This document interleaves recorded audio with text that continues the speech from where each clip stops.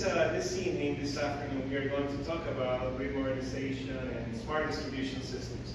This is an area in which I have been working for the last probably 15 years, and it's been known, we have used different terms over the years to refer to something that is basically the same or very similar. We have used terms like smart grid, or like utility of the future, grid of the future, grid modernization. So all of them have several things in common. There are some slight differences, but in general, what we are trying to do with grid modernization and all of these other concepts is to build a grid that is operated in real time, basically a grid that has a high level of real-time monitoring, protection, automation, and control. The way I describe it is to think about an industrial system. In an industrial grid, you monitor basically every single variable of interest, and you have plenty of control over equipment, plenty of automation. The distribution grid, and I would say the power delivery grid in general, historically, hasn't had that type of capability. It has improved quite a bit over the last, especially the last 10 years, 20 years, 10 years, but we are not there yet. But that is kind of the vision. Now, how do we accomplish that? So it is certainly about deploying or implementing technology. It's about control, automation, all of that cool technology. But it's also about foundational infrastructure. What do I mean by foundational infrastructure? What I mean is we are not going to deploy that sophisticated and expensive and advanced technology over deteriorated poles, and we are not going to continue operating aging infrastructure. So the intention is you also have to address that foundational infrastructure. You have to harden the grid, you have to underground strategically when needed, you have to replace aging assets, so you have that element too. And you also have to address processes, because things are changing, and we'll talk about some of those changes. You cannot continue using traditional process for planning or for operations, so we have to modernize those processes too. And now we rely quite a bit on software applications, right? So it is also about software, and it's also about applications. And this is an evolving area. This is not static. It's changing very rapidly.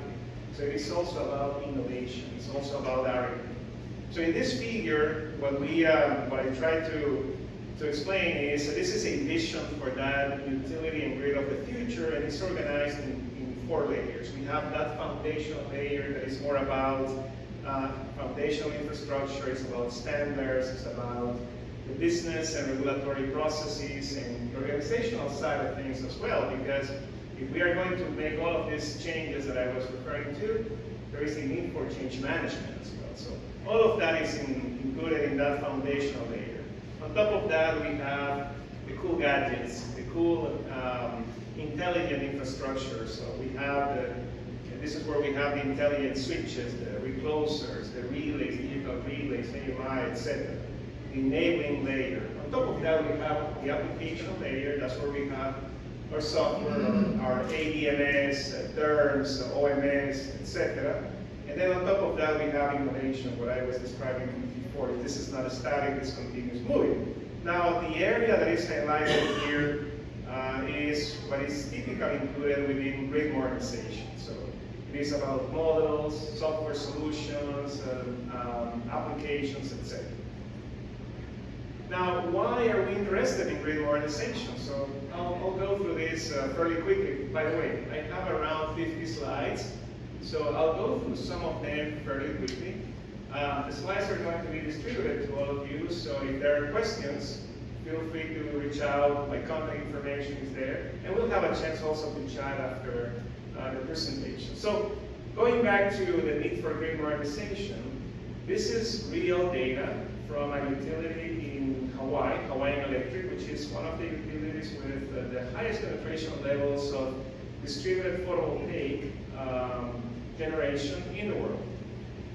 So this is the load profile of a service transformer. This is a single-phase service transformer. So you can see that well, it follows this part, I would say, kind of the typical profile that you would expect in a residential area.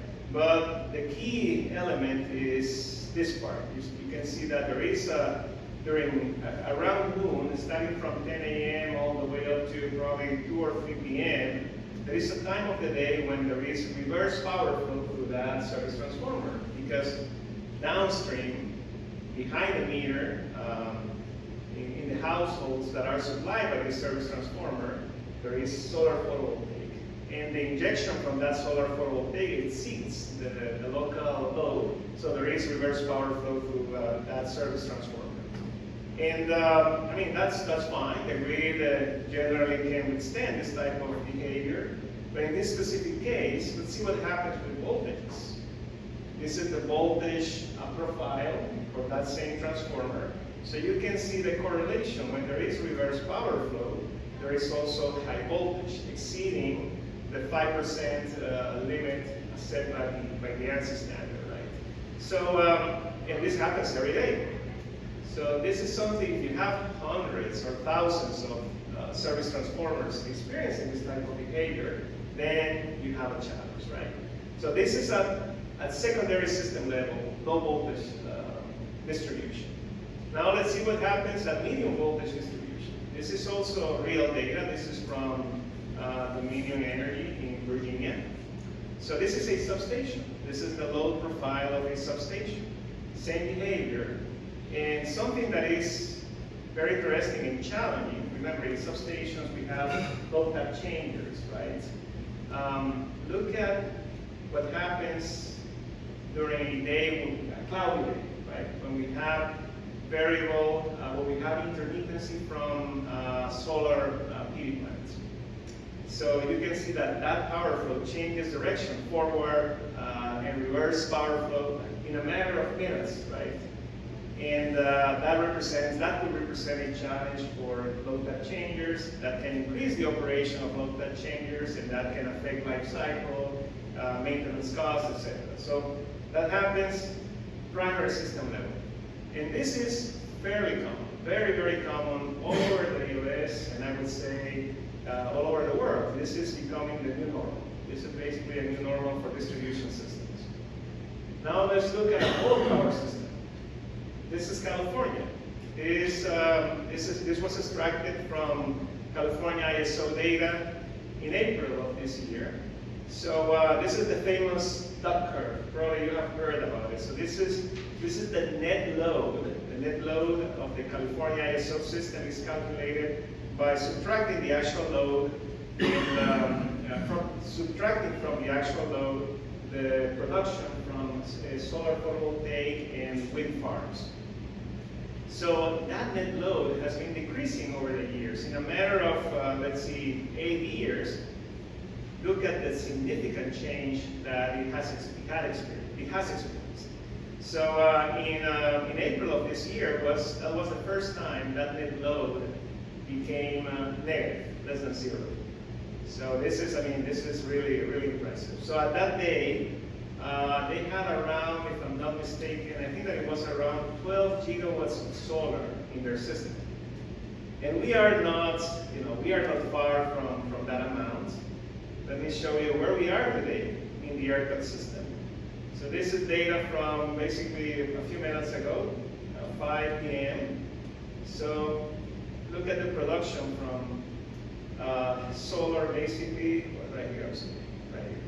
So yeah, close to 11 gigawatts, right? And it's impressive. Of course, the load profile in California is different than the load profile in Texas. We have a very hot summer, so our demand is higher than the California ISO system. But what I wanted to emphasize here is that this is happening here too. It's real, right?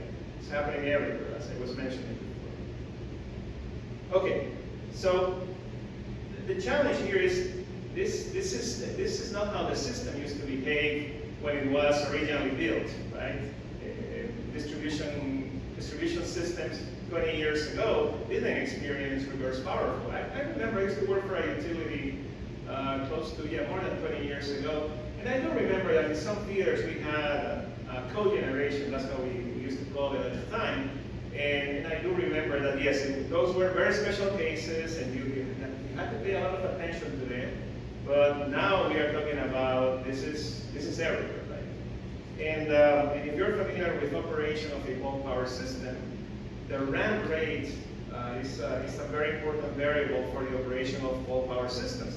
So look at this. A system that has to experience this every day is really challenging for bulk power system operations. You need to have load following capability, very high load following capability. Okay, now why is this happening? Why are these changes happening? Well, they are happening because now we have, well, as a society, we have made the decision to transition to a clean energy portfolio, right? So this is what is called as renewable or clean energy standards here in the US. And more recently, we are also implementing energy storage targets or energy storage mandates. So what I wanted to show you here is that going back to California or to New York or to some of the other states, well, the point here is that it's happening basically all over the US. There are a few states that don't have those renewable portfolio standards, but a renewable portfolio standard means is that there is a target or a mandate in that state to ensure that a percentage of the total energy that is delivered to end users comes from either renewable technologies or clean technologies. There is a slight difference between renewable and clean. I mean, renewables are clean energy technologies, but clean includes nuclear, and in some cases, depending on the definition, it may even include gas, natural gas. The point is, yes, this is happening everywhere, right?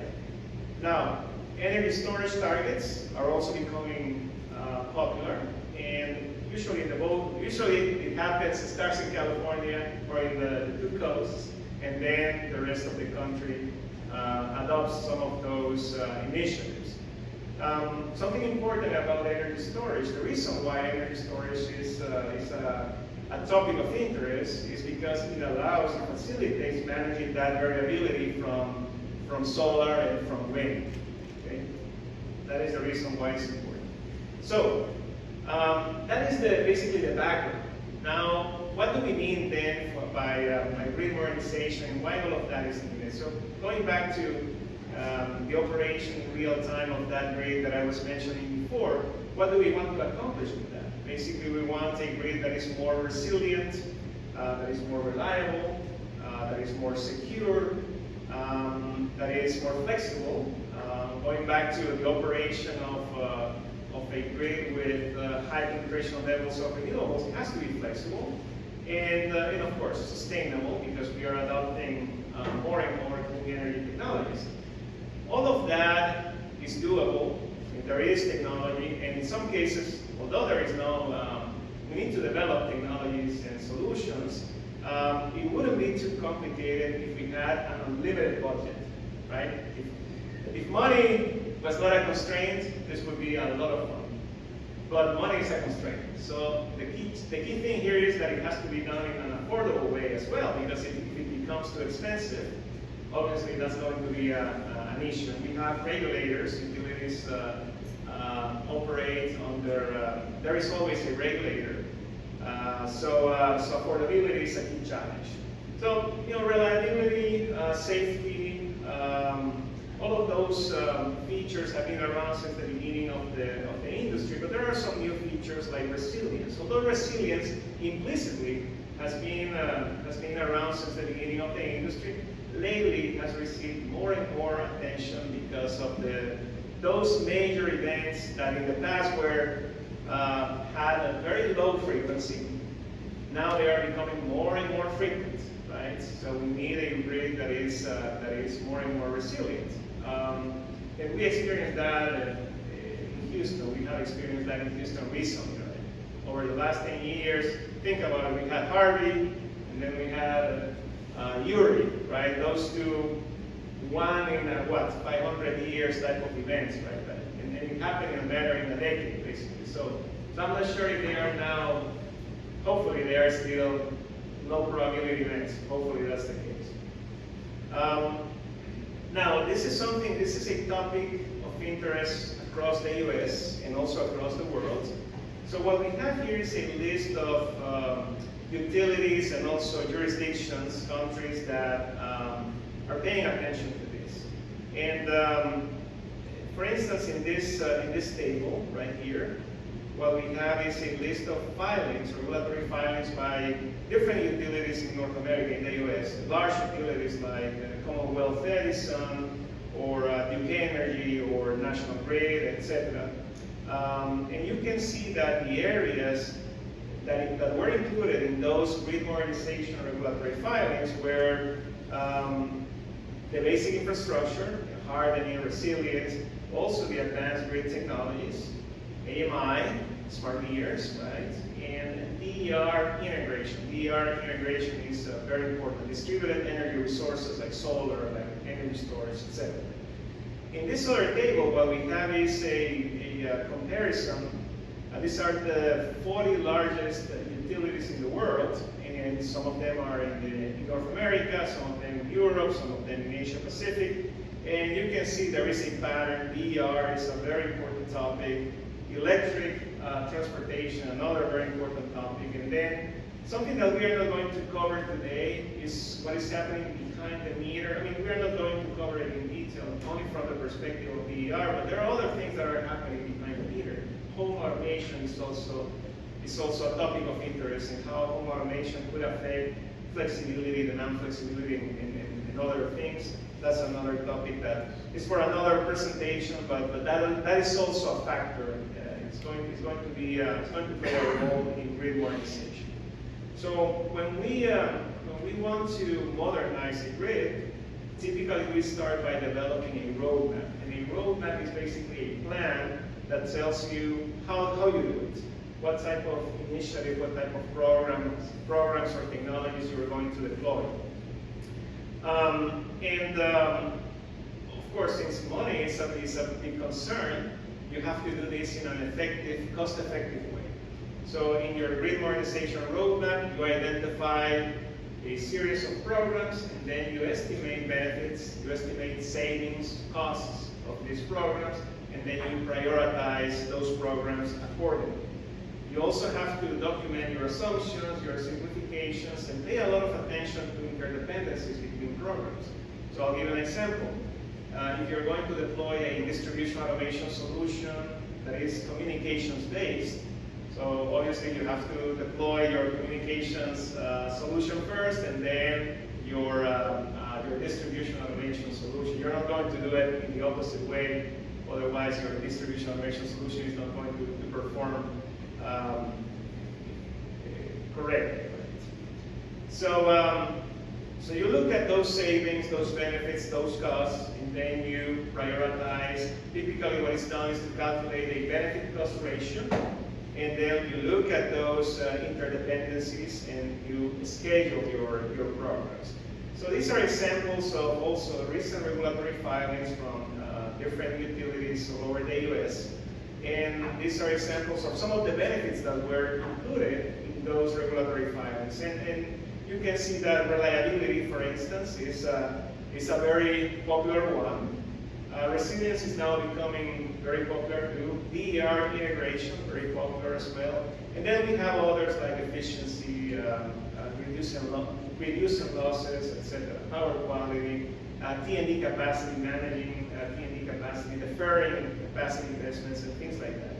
Now, when I talk about a benefit-cost ratio, so what that means is that if you're able to monetize, to calculate the monetary value of the benefits provided by a program, that is wonderful. Then you compare that monetary value versus the cost of that program. And then you calculate that benefit-cost ratio. Obviously, if that ratio is greater than 1, then that means that your benefits are greater than your cost, and that is a good program. But then you just sort your programs by that benefit-cost ratio.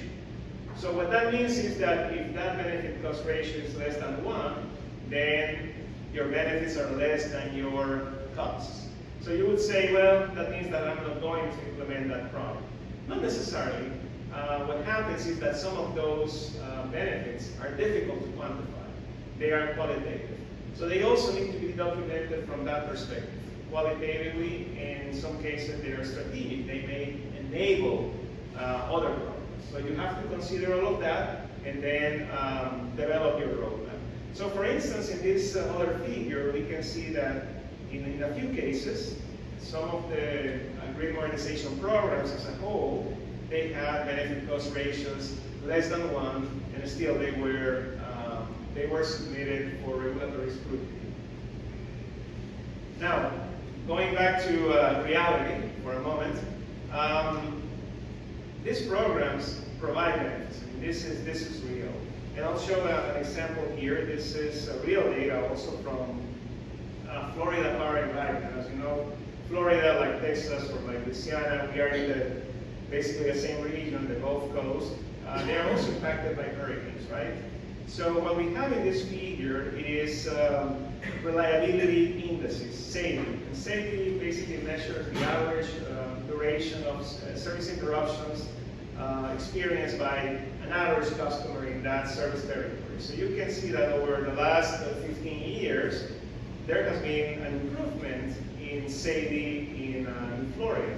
Florida has been investing billions of dollars in grid modernization, in resilience, etc., and hardening. So you can see that certainly there is a benefit in terms of reliability. Now, when we look at resilience, when we look at those high impact, low probability or low frequency events, there is a comparison here between an event that happened in 2005 and another event that happened in 2017, 12 years later, after they started making significant investments in the grid. So you can see that a measure of resilience in this case is the average, the average duration of customer outages. In 2005 was 5.4 days. In 2017, it was 2.1 days. And in the category of Hurricane Irma was actually higher than the category of Hurricane Wilma in this case. So again, these investments deliver value for end users. Now let's talk about some examples of grid modernization. When we talk about grid modernization, what do we really mean in terms of programs? So here is a list of some of those investments in protection, automation, and control, investments in electrification, in hardening, cyber and physical security, enterprise systems like ADMS, like DERMS, like OMS, advanced planning, developing solutions or applications for planning the grid, this new grid with all of these features that I mentioned before, telecommunications, deploying sensors. That's a big initiative. If we want to do many of these things, we need data. So if we want to analyze the grid, we need data. So how do we get that data? We need to deploy sensors. And that goes beyond AMI. If we think about AMI smart meters as sensors, and they are to some extent. This means deploying advanced sensors like phasor measurement units in distribution, voltage, current sensors, etc. So this is an example, also real-life example from going back to Hawaiian Electric, and I like to use Hawaiian Electric as an example because this is an island system. So it's an island system, and they have significant penetration levels of photovoltaics. So it's kind of a sneak peek into the future, right? They have a very challenging situation in that regard. So this is their vision. This is their program. This is the grid of, now it's not the grid of today. It's actually the traditional grid, the grid of the past, I would say. And this is more or less the grid of today, and more the grid of the future, with bidirectional, two-way power flows. So here are some of the technologies that they are deploying. So they are deploying advanced inverters or smart inverters. What they do is that they help distributed photovoltaic to behave more like a traditional synchronous inverter. Basically, they allow the injection and the absorption of reactive power. So that helps control voltage fluctuations. They also allow the curtailment of PD output, active power output.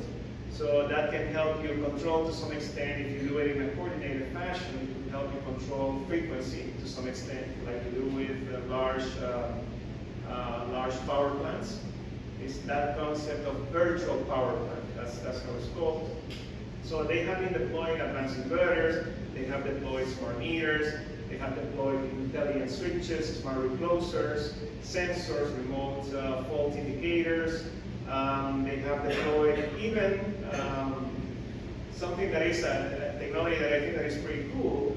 Perhaps some of you are familiar with PES devices, flexible AC transmission systems. It's basically power electronics-based devices that are typically deployed in transmission, and they allow you to control voltages, to control even power flows in transmission lines. This has been a technology that has been available only in transmission, but now we have some products also available in distribution. So Hawaiian Electric has been deploying some of those, and I'll show you an example in a moment. There is a manufacturer called Barentech who has deployed a low voltage SBC, a static bar compensator. So that has been deployed very effectively as a pilot in Hawaiian Electric. So even those type of technologies are being considered in distribution. And of course, substation automation, I mentioned sensor before, etc. This is from Hawaiian Electric, and I mentioned undergrounding. And undergrounding is a great solution from the point of view of resilience. Remember, undergrounding is more of a foundational infrastructure type of initiative. And although in other countries, if you go to Europe, the grid is mainly underground, not overhead like in North America. Of course, it's a different reality, shorter distances and things like that. Here in North America and the US, it's typically on average around 80% overhead, 20% underground. So although we would like to have more underground, we know that it's expensive. So what utilities are doing is undergrounding strategically, basically in targeted locations where it is more cost effective. So Florida Power and Light, along with others, they have been doing that in a very effective way. They have been deploying also reclosers, automated switches. They have been hardening transmission lines too. These are some of the examples, and you can see that the numbers are pretty big, right? This is very impressive. This slide, I'm not going to go through it, but it's available to you. It's just to emphasize that when we talk about resilience, it includes so many different things. So it is foundational infrastructure, it's processes, it's technology, it's also logistics. So I'll give you an example. During the pandemic, probably you heard about in the control centers of these large utilities and also the system operators like California ISO, some of them decided to sequester operators. So operator sequestration, what that means is that basically operators were isolated within those facilities, those control centers, to minimize to the extent possible the possibility of contagion. Because think about it, suddenly all of your operators are sick, who's going to operate your grid? So even that, those type of decisions are considered resilience, right? Or inventory management, or supply chain. Supply chain is a big concern these days. If you want to order transformers, I'm not talking about only substation transformers, power transformers, even service transformers, there is a delay because of supply chain, and all of that, supply chain constraints, all of that is a consequence of COVID-19. But even that is planning, all of that is part of resilience. Undergrounding, I mentioned that, and just to give you an example of some of the initiatives that are happening in the industry, PG&E has a plan to underground 10,000 miles of power lines in areas where are prone to wildfires, high-risk wildfire areas. It's a really impressive plan, and in this slide, this figure shows you the approximate target miles per year. But there are other utilities that are doing this. Dominion Energy in Virginia, Wisconsin Public Service is doing this in Wisconsin. So it is a very important topic for the industry. And undergrounding is one approach, but you can also use aerial bundled cable. You can use tree wire. You can use the famous Hendrix configuration or technology. So it is about minimizing disruptions due to either weather or vegetation or both. So that is another way. It's kind of a hybrid between having an overhead line and an underground cable. A program that is typically a flagship grid modernization program is FLISR, which is full location, isolation, and service restoration. This is distribution automation on steroids. It's basically the intention here is to isolate and restore service when there is a fault on a medium voltage distribution line. To do that, to replicate the process that we typically follow with crews. We send crews to inspect it in the field, to identify the location of the fault, to isolate, and to restore service. That's typically the process. So the intention of FLISR is to do all of that in a matter of seconds using distribution automation. So basically you deploy reclosers or intelligent switches, and then either, we'll talk about the different approaches to that, and then through those devices, the isolation of the fault, the location and isolation of the fault is done automatically, and also the restoration. That implies, that may imply reconfiguring the grid, transferring loads from one feeder to a neighbor feeder, etc. So there are many ways you can do it. You can do it using a centralized architecture. What that means is that you deploy the devices and then you monitor and control those devices from a control center. There is a software that runs, an application that runs in an advanced distribution management system, an ADMS, that calculates the optimal configuration after the fault has been detected. It sends the control signals to the field, and then you restore service and minimize the extension of the outage or the service interruption. Another way to do it is in the substation, a hybrid architecture. Basically, you have an intelligent controller in the substation, and that substation looks at a service territory, the feeders fed by that substation, and it repeats the process. And another way is to do it peer-to-peer. Basically, these intelligent devices in the field communicate to each other, and they decide what to do. So there are many ways to do it, combinations of these in some cases, depending on the preferences and also the history of every utility. But this is typically one of those flagship projects. People, many times when people talk about grid modernization, they mean this type of program. And this is an example of the type of benefits that it provides. In this case, we have a real distribution feeder that is highlighted here. There were some existing reclosers, and what we have here is a simulation of the potential reliability benefits that can be accomplished by deploying a couple of distribution automation schemes. There are a couple of neighbor feeders on this side and on this side. These are normally open points. So the intention here is that if there is an issue in the substation or upstream from those devices, then those loads, those two branches, are transferred to a neighbor feeder, and that prevents those customers from experiencing an outage. So, and what we have here is basically a heat map, a SAIDI heat map.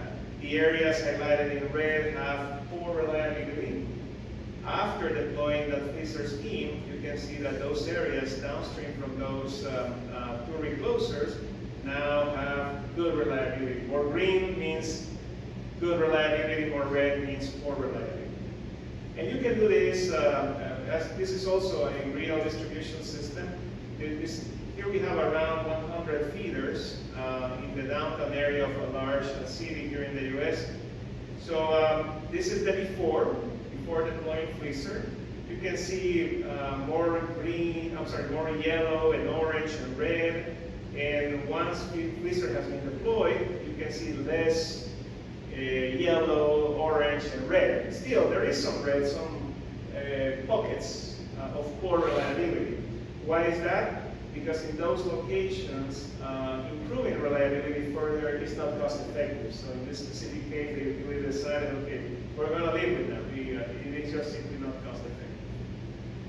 So these are the type of benefits that that type of technology provides. Digital substations. So we have been talking about feeders, right? Even low voltage systems.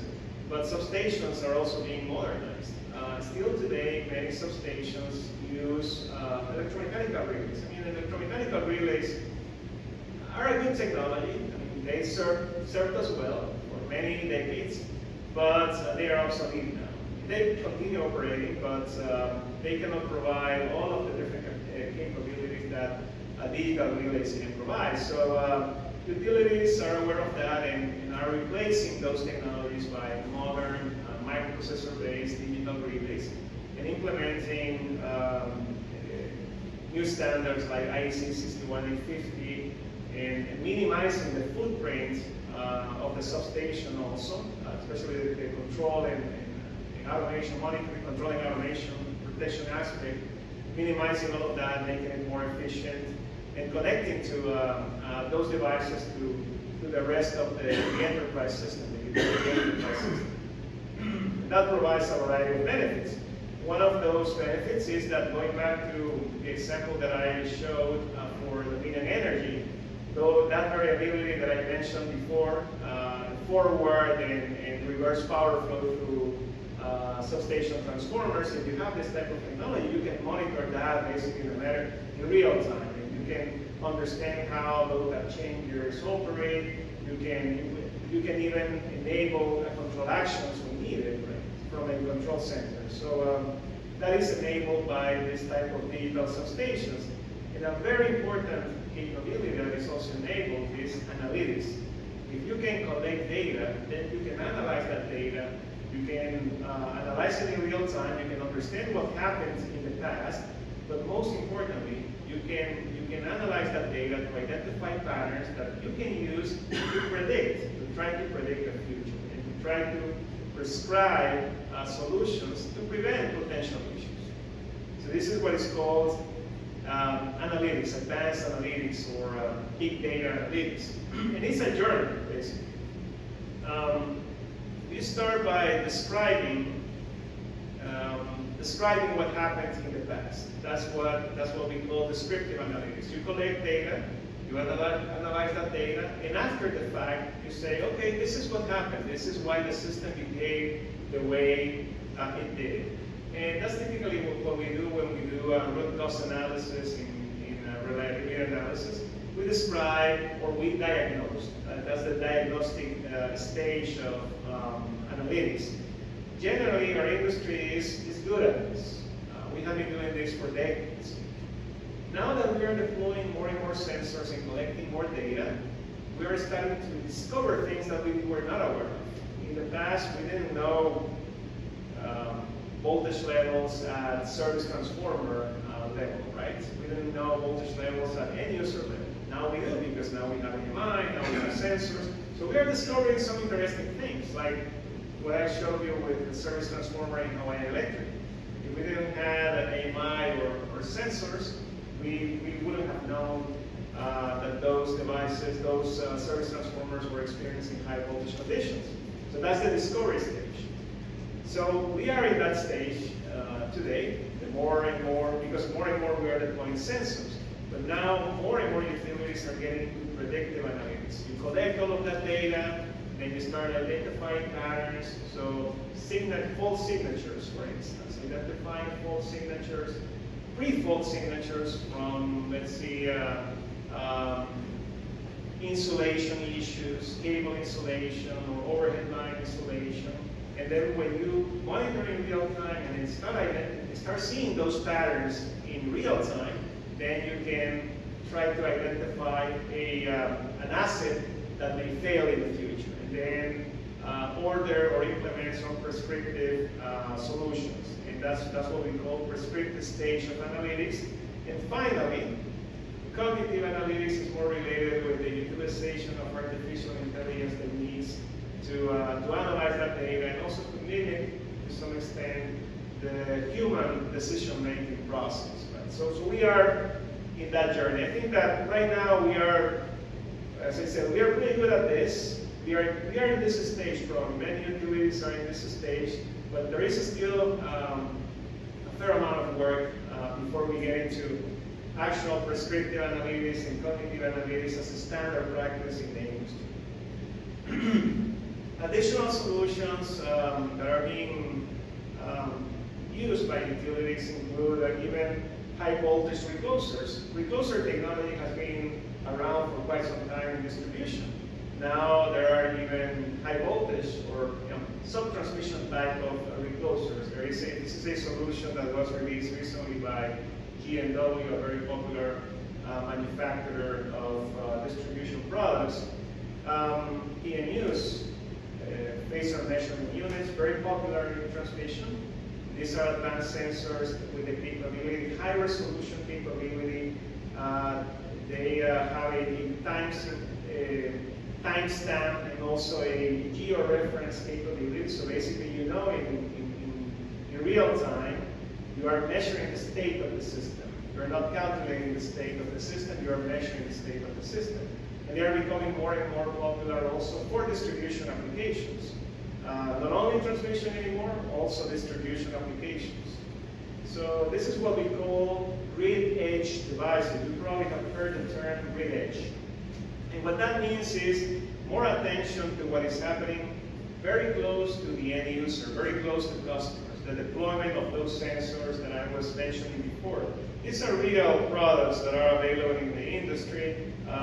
For instance, one that I think that is very, very cool is, for many years we have used fuses in distribution, right? But if you have bidirectional power flows, if you have distributed resources, you have basically multiple sources of fault current. And although fault current from inverter-based technologies like photovoltaics and wind are smaller than fault currents from synchronous generators, still they are fault currents, right? So protection coordination in that type of world is more and more challenging, and I personally think that fuses have limitations, right? It's very difficult to sometimes to coordinate when you have multiple DERs and rely on fuses. So there are technologies that are replacing those fuses, even at service transformer level, by more sophisticated devices like this vacuum fuse, which is basically like a recloser for distribution service transformers. This is a product developed by SNC, another very popular manufacturer in our industry. We have voltage sensors or combination sensors in this case. They measure both voltage and current. We have sensors for underground systems.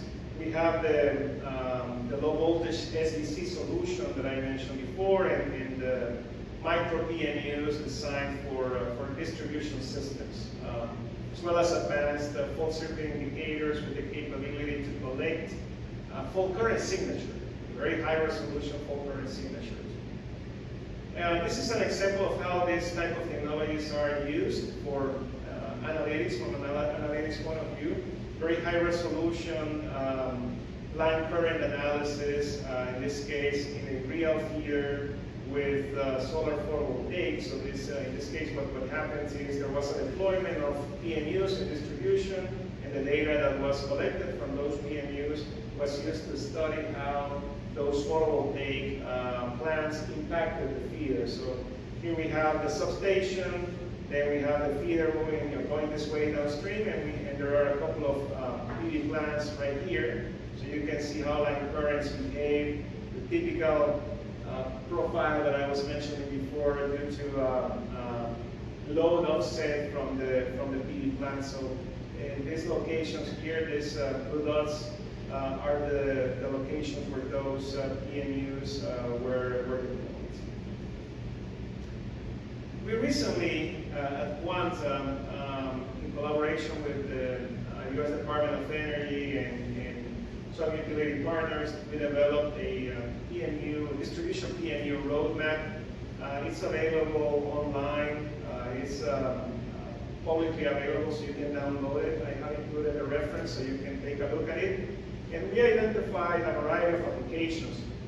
Basically, collecting data from PMUs, you can use that data to implement applications like, for instance, advanced distribution protection and control, asset management, planning, load forecasting, a variety of different things. A utility that has used this type of solution in real life is San Diego Gas and Electric.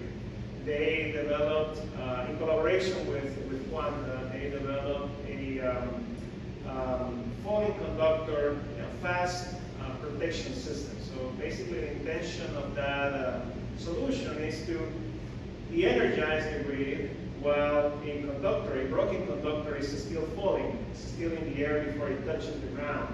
Why? Because as soon as it touches the ground, then it creates a wildfire hazard condition. And in San Diego, that's a really big concern, in all of California. So if you're interested in that solution, I can also share with you, there are a few papers that have been published by my colleagues, and I can share them with you. This is what I was mentioning before, fax devices, and it's a family of devices in reality, typically used in transmission. Probably the most famous one, the most popular one, is the static bar compensator, SBC, or the STATCOM, right? The static synchronous compensators. And they are typically used to control voltage levels. STATCOMs, for instance, are very popular in wind farm applications, transmission level. But all of these technologies are now moving to distribution too. And this is the example that I was mentioning before that I was going to show. This is also from Hawaiian Electric. This is at low voltage level, basically what they were experiencing here. Well, not low voltage level, but service transformer level. So what we have here is basically voltages, output from one of these low voltage SBCs, and then we have here output from solar photovoltaic. This is behind the meter solar photovoltaic. So you can see that due to intermittency, due to that variability from solar photovoltaic, in this location there were high fluctuation issues. Voltage was fluctuating in a very broad range. So what they did here was to install this SBC, and by the operation of these low voltage SBCs, they were able to reduce the range of fluctuations in that location. Due to, you can see that still solar photovoltaic is fluctuating, behind the meter solar photovoltaic is fluctuating, but now the range of fluctuation of voltage has been minimized. There is still a kind of a high voltage condition. So what they did was to complement this, to combine it with reducing the reference point of the LTC, the low tap changer of that feeder, of that substation. And by doing that, they were able to do both, to lower voltage in that location, and also to reduce the fluctuation range. So it's a pretty ingenious solution. AMI is also a very popular grid modernization program. And AMI smart meters have been around for quite some time, but what has been changing, and this is very interesting, you may have heard the term AMI 2.0. In the past, or at least for many utilities, when in the original deployments of AMI, the justification was from a reading and billing point of view. Basically, we're going to automate or make that process more efficient. That was the intention. But you can do with AMI a lot of additional things. So it was, the way I describe it, it was almost like having a Ferrari parked in your garage and just use it to go to the grocery store, right? You can do a lot more with a Ferrari in your garage. So you can do a lot more with AMI as well. And this is an example of some of the things that you can do with the AMI. Improve your capacity planning process. You can validate your computational models of distribution feeders. You can improve your DER management. You can do asset management, better asset management, diagnostics, asset monitoring, outage management. It is something that gets a lot, and you can do a lot more in terms of outage management when you have AMI through the processing of last gasp messages by smart meters. You can do MMV, measurement and verification. There are safety improvements. There is plenty you can do with AMI that many utilities have not been doing over the last 10 or 15 years. So now there is a new focus on AMI to take advantage of all of those additional capabilities. And this is kind of the vision that the direction in which we are heading, what we have here is, you can see we have those smart meters that I just mentioned. We have those sensors, sophisticated sensors and enclosures, intelligent devices that I mentioned before.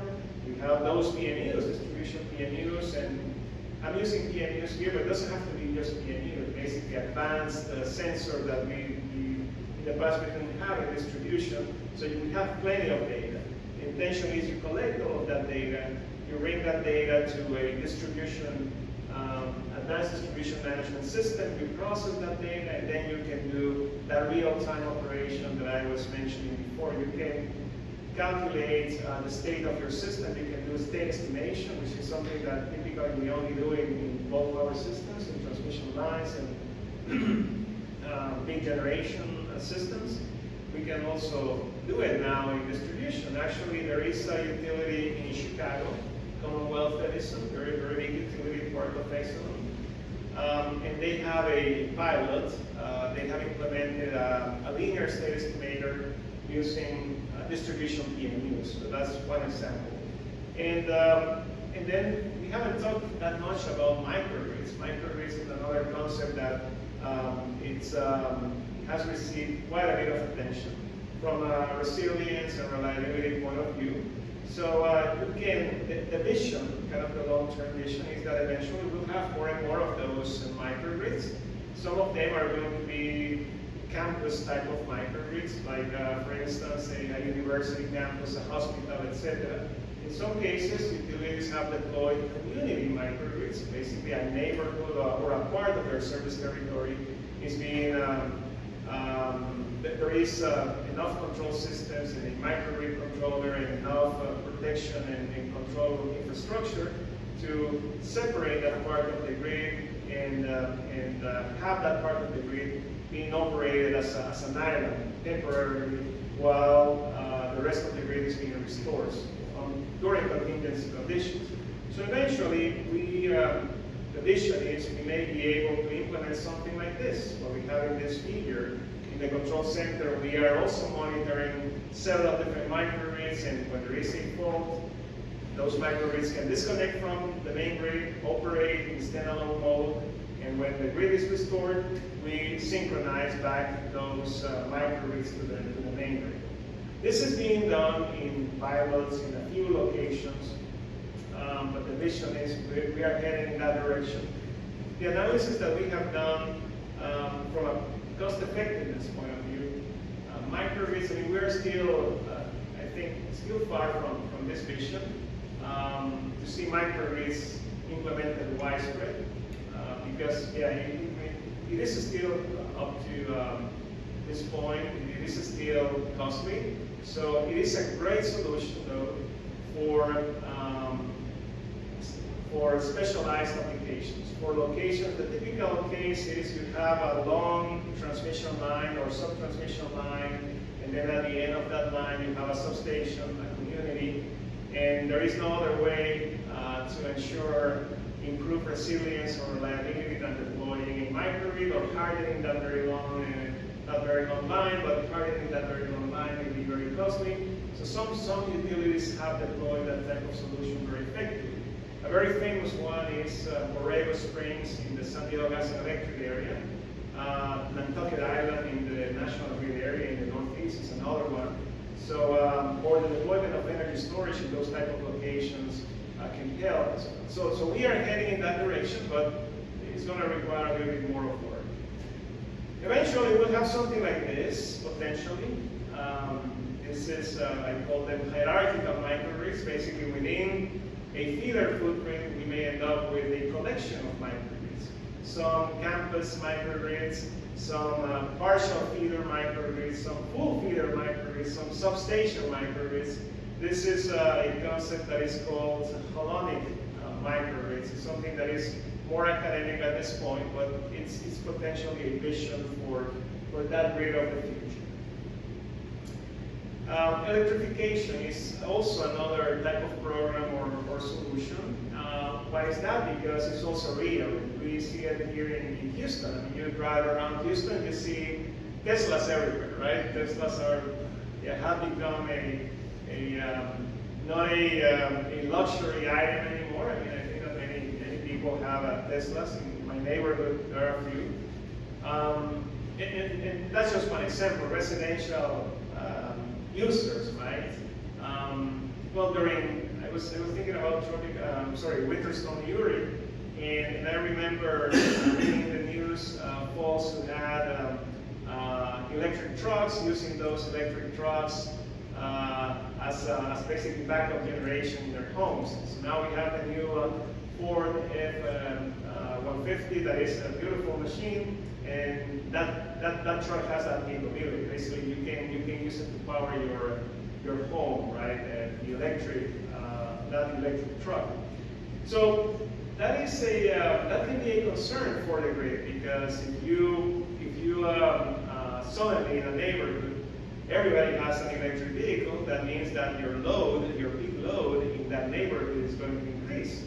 And your local asset may not be ready for that load increase. That means your service transformer, your cables, your overhead lines. So that type of proliferation of electric vehicles can overload the utility, the distribution infrastructure. So utilities are very interested in forecasting that load growth due to electrification. That's the residential side of things. But another one that is very concerning, I mean, it's good and bad, of course. I mean, the more kilowatt hours utilities sell, I mean, the better. But for them. But the challenge is, for instance, electric fleets. Think about FedEx or Frito-Lay or Pepsi or Coca-Cola or UPS, etc. They have hundreds of vehicles, right? Working here, for instance, in the Houston area.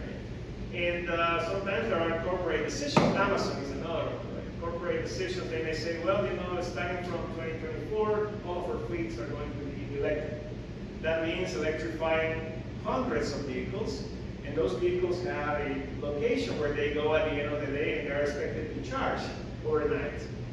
But if you have hundreds of vehicles charging in the same location, that means that you may need a substation in that location. And if you're familiar with construction of distribution facilities, that is not going to happen in 1 year, right? There is a lead time associated to deploying all of those assets. Building a feeder, building a substation may take 5 years, depending on the jurisdiction. There may not be land, the utility may not own land in that location, so there is an entire process that needs to be followed. In some cases, there may be a need for a new sub-transmission line or even a new transmission line that is even more complex.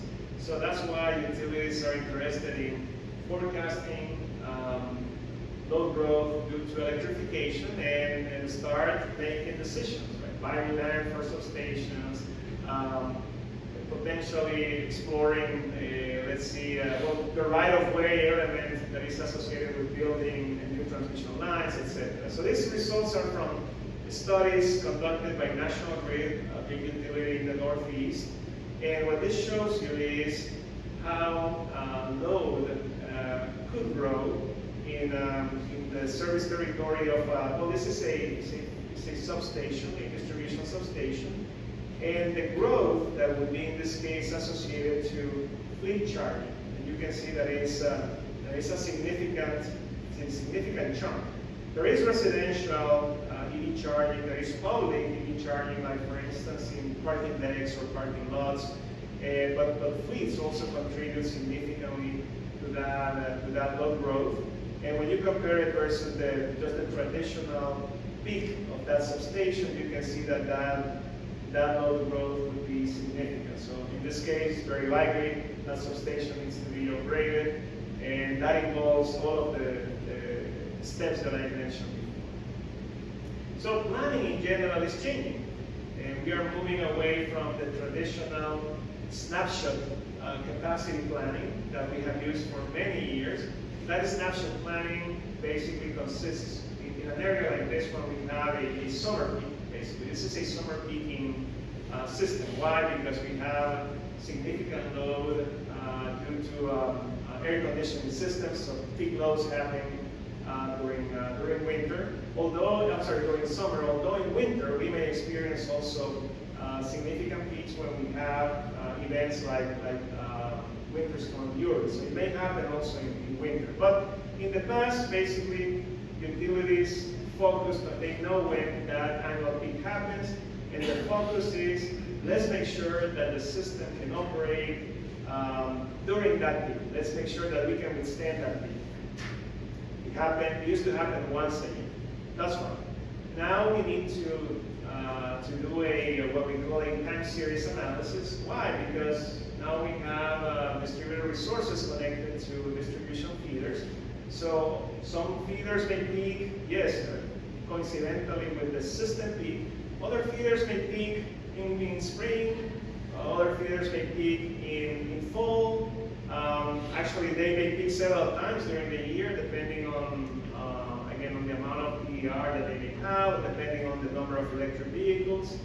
Actually, in some cases, it may happen that a feeder peaks due to reverse power flow, not to forward power flow. There may be within a feeder a combination.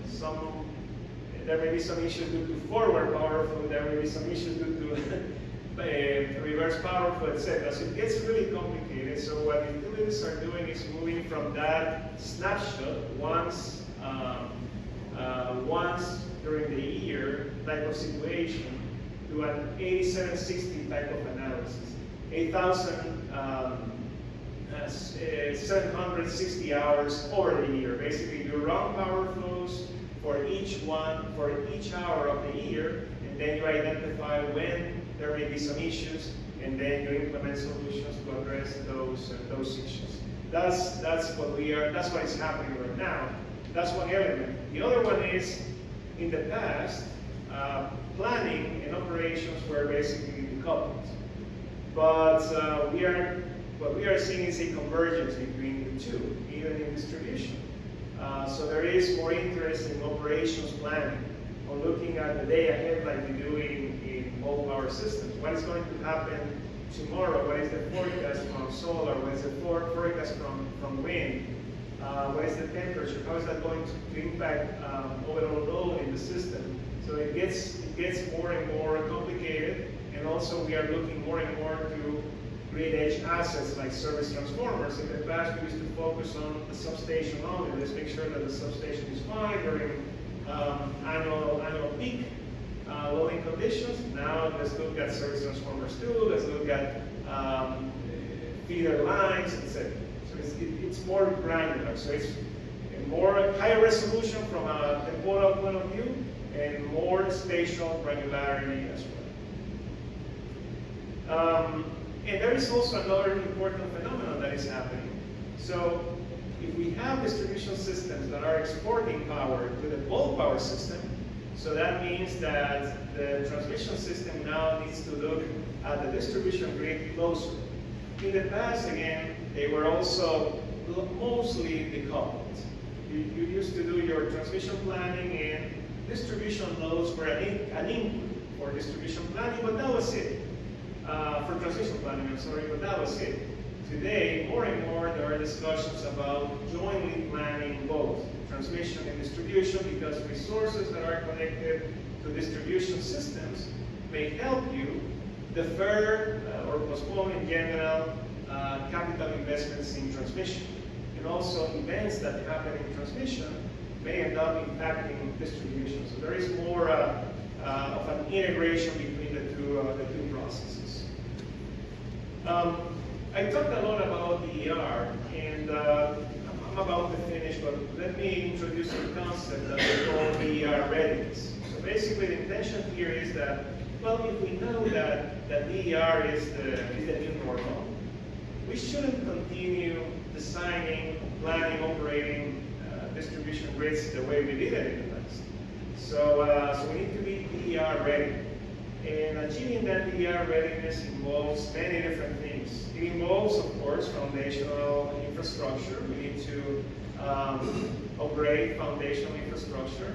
This is the concept of DER hosting capacity. Basically, we may need to reinforce the distribution grid to make sure that it's ready to integrate future VR. It involves standards. For instance, the adoption of the IEEE 1547 standard that is basically now one of the key standards in the country and all over the world as well.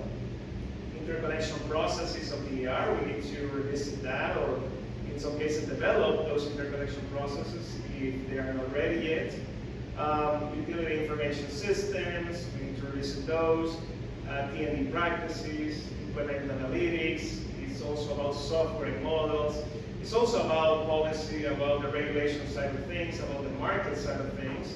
Now we have the new order FERC 2222 that is going to allow the participation of distributed resources connected to the distribution grid in bulk power systems. So that in bulk power system markets, right? So that's another element that we need to look at. And also all of the technology aspects that we have been discussing. So we need, it's very comprehensive. If we want to be VR ready, we need to look at all of these different aspects. And why is that important? Well, because as we discussed earlier, this is the new reality. This is also data from, this is a different jurisdiction, North Carolina. This is Duke Energy service territory in North Carolina. And this is one of the key challenges, the fact that when you have solar, you may have beautiful days like this one. You can see it's very, I mean, it wouldn't be too difficult to predict the output from a PV plant in this case. This is substation level power flows. We have active power flow right here. We have the reverse power flow area. This area highlighted in green, so you can see that in this substation, because there are 10 megawatts of solar, there is reverse power flow, but you can see that in a sunny day, this is basically a sunny day, it's not that difficult to predict what may happen to the grid, but this is a cloudy day. Look at, similar to what was happening in Virginia, right? So those are the type of issues that make this so complex. How do you predict what may happen to the grid, and how do you prepare for this type of voltage, power flow fluctuations? This is the concept of VR hosting capacity, and this is real. This is data. If you go to this link, you can access the hosting capacity maps from PEPCO Holdings. This is PEPCO, the local utility in Washington, D.C. So what they have done is through planning, a new planning process, they have calculated the hosting capacity, the amount of PER that can be interconnected to their distribution lines. They have calculated that, and they have made that available to developers, to end users, customers that are interested in installing solar at their homes, or developers that are interested in deploying a utility scale type of DER. So you can see that the areas highlighted in yellow, in red, are areas where there is limited hosting capacity, so the amount of DER that can be interconnected there is relatively small compared to the areas, in this case, highlighted in blue.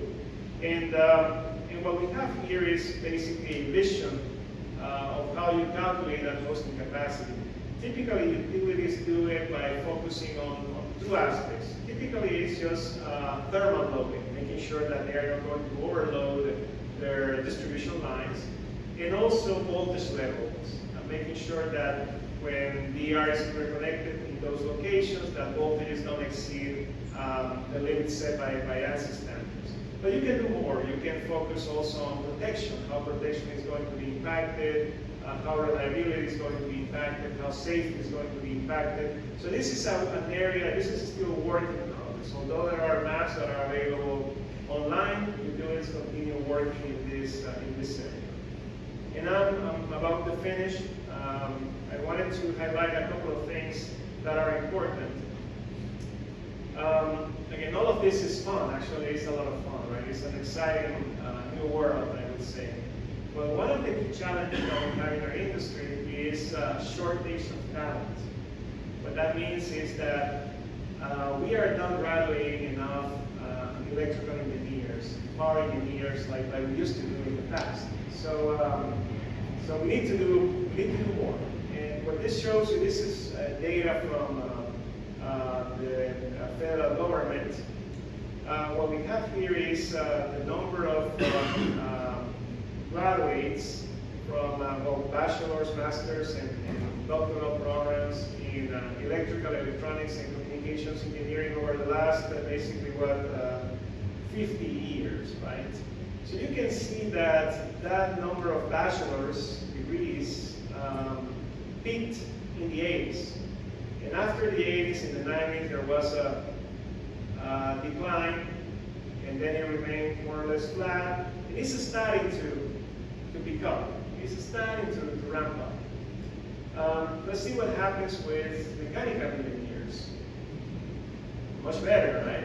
And we're using the same scale. You can see 100,000 degrees. Much better, right? So now let's see what happens, or what happens with IT. So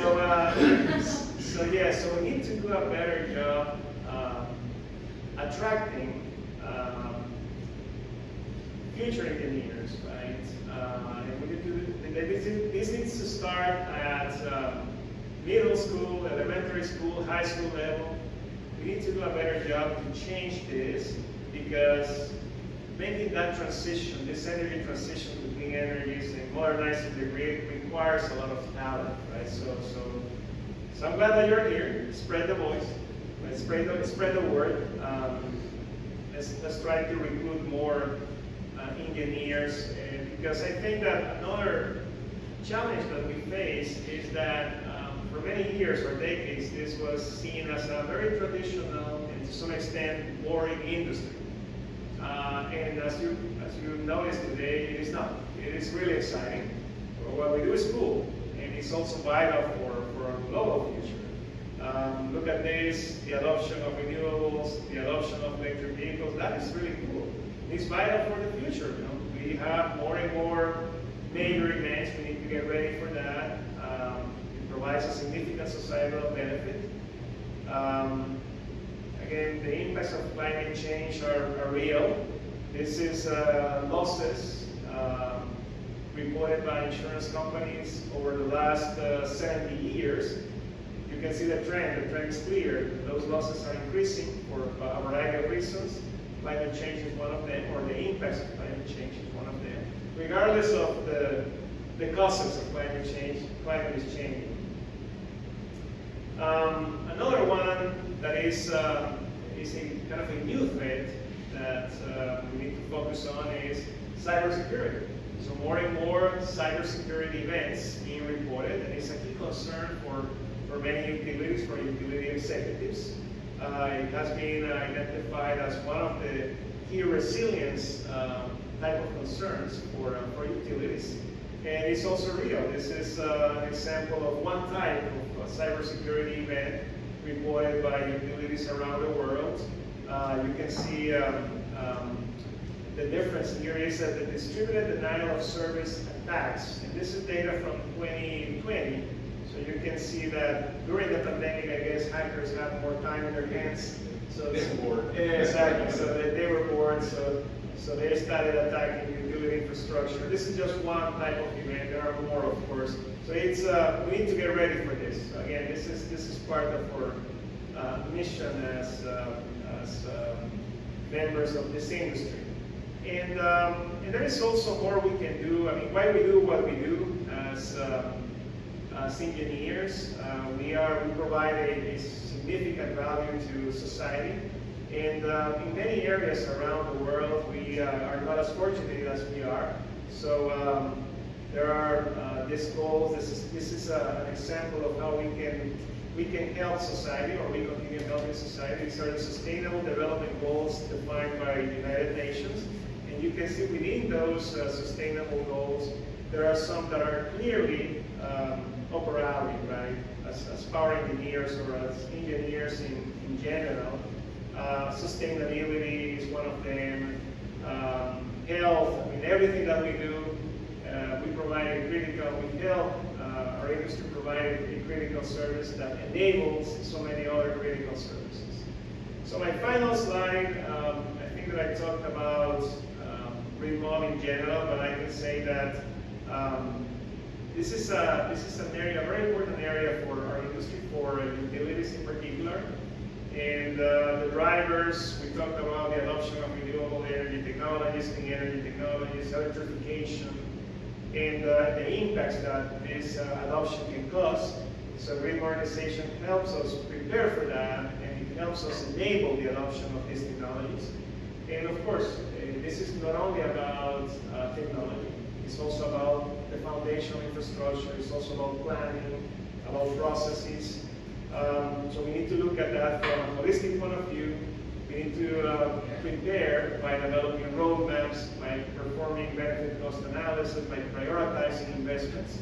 So it is very broad, very comprehensive. The final slide includes a list of publications. Some of them are have been published by colleagues. Some of them I'm one of the co-authors. If you're interested in some of these publications, you can reach out. Some of them are available if you're a PES member. They are available in Power and Energy Magazine, which is our flagship publication. You just have to log into the PES website, to the Power and Energy Magazine website, or to actually explore, and you can download it. That's my last slide. Thank you so much. I know that it took a little bit longer, but hopefully this was helpful. This was useful for you guys. And I'm open for questions. I